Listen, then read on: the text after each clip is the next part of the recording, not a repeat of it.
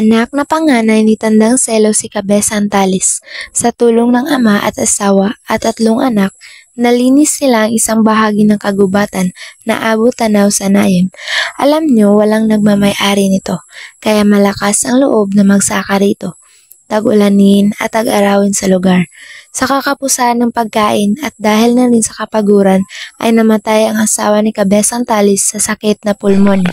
Hindi pa man ito nakapagluksa ay sumunod namang namatay ang kanyang anak na si Lucia. Nagkasakit ito na matagal at sumunod sa hukay. Subalit, hindi nawala ng pag-asa si Cabeza Antalis kung kaya ay pinagpatuloy pa rin ang pagsasaka sa tulong ng 2 niyang anak na si Tano at si Huli. Nagbunga ang kanyang paghihirap, ngunit dumating ang mga kura at sila ay sinisingil sa lupang kaniyang sinasaka.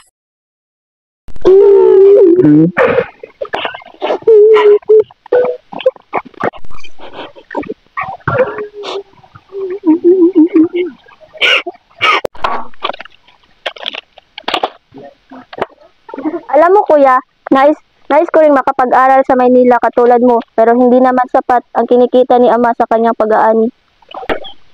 Kaya pala gusto mong makapag-aral para mapantayan ang narting ng iyong hipag na si Basilio?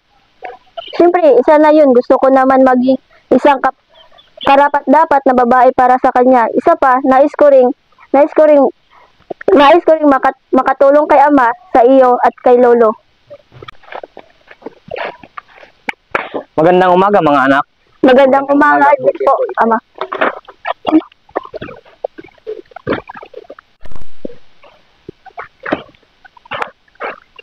Mukhang madami ang ating ani ngayon.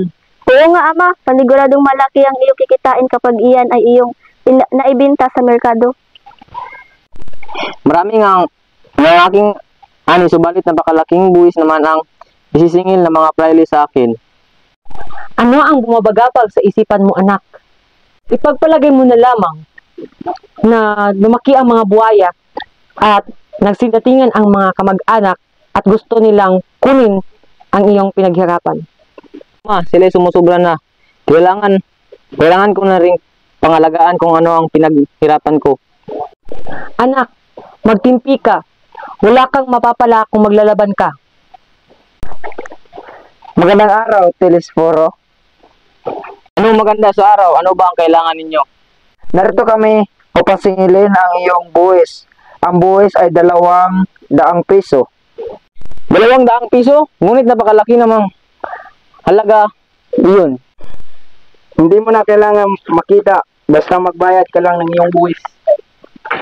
Pinagsasabi mo, kung hindi niyo alam, ako ang nagsikap at nag-alay ng dugot, pawis, upang magtanim at mag-ani, kaya ako lamang at ang aking pamilya ang may karapatan dito, wala nang iba pa. Balit hindi mo pagmamayari ang lupain. Ito ay pagmamayari ng korporasyon. Pagmamayari, may katibayan kayo, ipakita ninyo sa akin ngayon. May katibayan kami. Ipakita ninyo. Kailangang makita, basta't magbayad ka lang ng iyong buwis. Kuminahon lang naman tayo. Ako na ang magbabayad ng buwis. Huwag kang mangyalam, Juliana. Huwag ninyo akong lukuhin. Hindi ako magbabayad ni 5 hanggat wala kayong katibayan. Mga gwardiya, uli nyo ang binatan yan.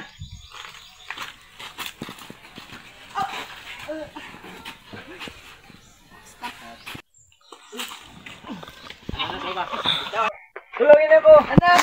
Anak! Anak! Makalipas ang 1 linggo, dumating ang mga Guardia Civil upang singilin si Huli. Tao po. Ano po? Kailangan niyo po ng salapi pang tubos sa inyong kapatid. Saan nakukuha ng pera? Alam ko na ang mga alahas, pero hindi ko to pwede ibenta dahil binigay ito ni Basilio sa akin. Alam ko na, manilbihan na lang ako kay Doña Victorina.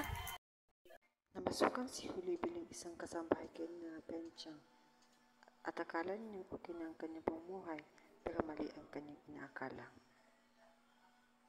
Santo Josepo Fuerte, Santo Immortal Rebolio Señor de la Fiesta Eternidad.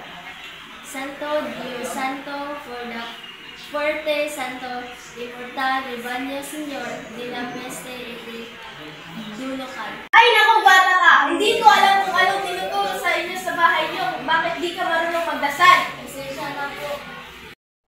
Santo for the Fuerte Santo Emertado Gregorio Señor de la Fiesta Eternidad.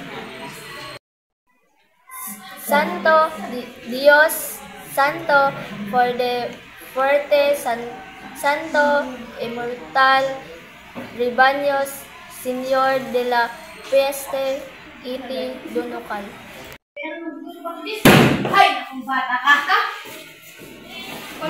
Tulungan mo ko. Uli, tulungan mo ko. Basilio! Panginoon, tulungan niyo po si Basilio.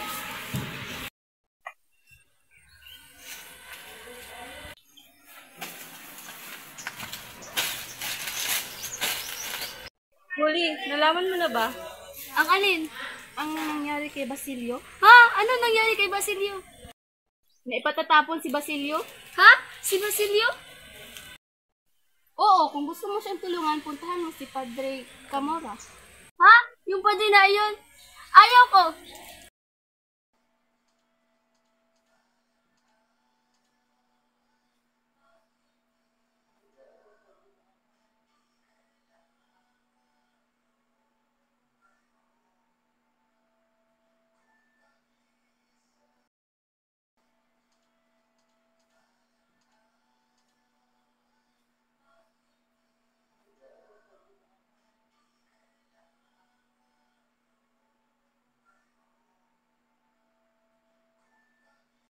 Niya ang tulong mo. Halika.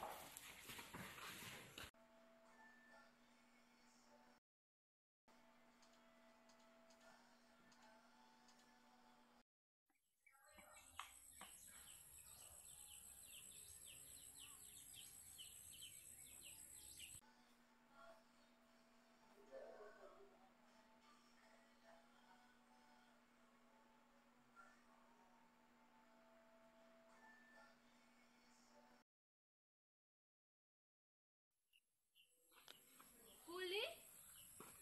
Huli! Huli! Huli! Bakit kasi kita hinayaan? Huli!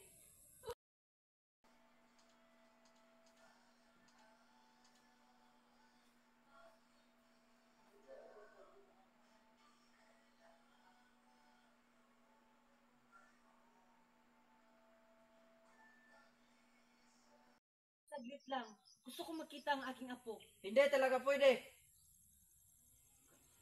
Mo yung matandang yan. Umalis ka na dito.